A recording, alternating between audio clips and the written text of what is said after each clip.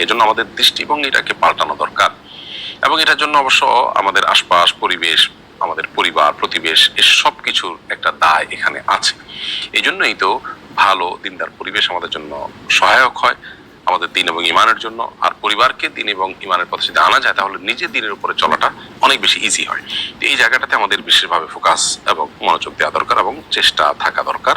আল্লাহ রাব্বুল আলামিন আমাদেরকে সেই তৌফিক দান করুন। আমাদের দৃষ্টিভঙ্গিটাকে যদি আমরা পাল্টাতে পারি, তাহলে ইনশাআল্লাহ দুশ্চিন্তা দূর হবে। আর না হলে পৃথিবীর সমস্ত সম্পদের মালিক হয়েও মানুষের দুশ্চিন্তা দূর করা সম্ভব নয়। এরপরে প্রশ্ন হলো, আমি মানত করেছিলাম আমার গর্ভস্থ সন্তানটি জন্মগ্রহণ করলে এবং সুস্থ থাকলে আমি একটি ছাগল জবাই করে এলাকাবাসীকে খাওয়াবো, কিন্তু 4 দিনের মাথায় সন্তানটি মারা যায়। এখন কি মানতটি আমার পূর্ণ করতে হবে? প্রিয় দর্শক, গর্ভস্থ সন্তান জন্মগ্রহণ করলে এবং সুস্থ থাকলে আমি অমুক অমুক কাজ করব, এই কথা বলার মধ্য দিয়ে মূলত আপনি শর্ত আরোপ করেছেন মানতের জন্য, যে সন্তানটা জন্ম নিবে এবং সুস্থ থাকবে। যেহেতু সন্তান জন্মের পর মারা গেছে, সুস্থ থাকা বা বলতে সুস্থভাবে বেঁচে থাকা বলতে আপনার অন্য 10টি সাধারণ সন্তানের মতো যদি সেই বেঁচে থাকে, সেটাই উদ্দেশ্য হয়ে থাকে, তাহলে সেক্ষেত্রে আপনার সন্তান যেহেতু বেঁচে থাকেনি, সেজন্য আপনার মানত পূরণ করা আবশ্যক হবে না। মোহাম্মদ হাবিবুর রহমান লিখেছেন, মুহরিম ব্যক্তি সুগন্ধিযুক্ত হ্যান্ডওয়াশ দিয়ে হাত ধোয়ার কারণে তার উপর কোনো জরিমানা আসবে কিনা? হ্যান্ডওয়াশ সরাসরি সুগন্ধি না, এরপরও সুগন্ধি সেখানে যুক্ত আছে।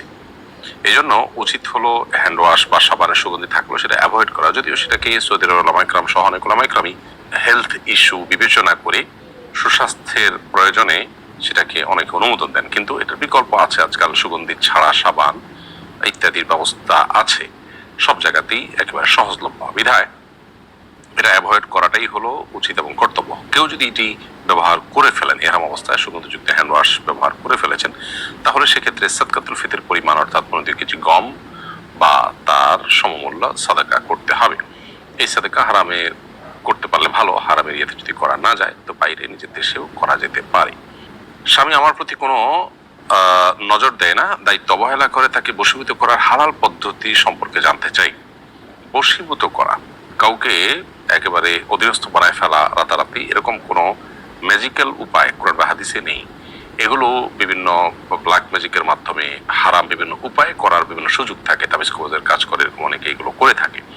মূলত আমাদেরকে ন্যাচারাল পদ্ধতিতে আগাতে হবে, যেটা ম্যাজিকের মতো কাজ করবে না, কিন্তু ধীরে ধীরে করবে এবং সেটাই সাস্টেন করবে। সেটি হলো যে নবী সাল্লাল্লাহু আলাইহি ওয়াসাল্লাম আমাদেরকে সালামের প্রসার ঘটাতে বলেছেন, কারণ সালামের প্রসার ঘটালে নিজেদের মধ্যে সৌহার্দ্য, সম্প্রীতি, ভালোবাসা তৈরি হয়। এজন্য খুব সুন্দরভাবে, বিশুদ্ধভাবে, মহব্বতের সাথে সালাম পরস্পরকে দেওয়ার, আদান প্রদান করার মাধ্যমে নিজেদের মধ্যে ভালোবাসার সম্পর্ক তৈরি হয়। এর বাইরে হাদিয়া বা উপহার, উপঢৌকন আদান প্রদানের মাধ্যমেও ভালোবাসা তৈরি হয়।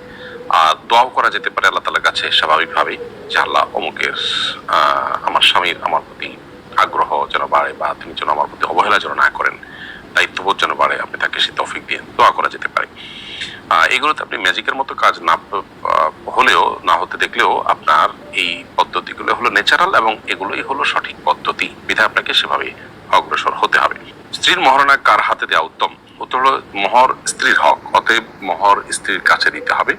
স্ত্রীর সম্মতি সাপেক্ষে তার বাবা মা বা প্যারেন্টের হাতে দিলেও সেটি আদায় হয়ে যাবে। প্রিয় দর্শক, দেখতে দেখতে আমরা অনুষ্ঠানের একেবারে শেষ প্রান্তে পৌঁছে গেছি এবং সময় হয়েছে বিদায় নেওয়ার। আজ এ পর্যন্তই।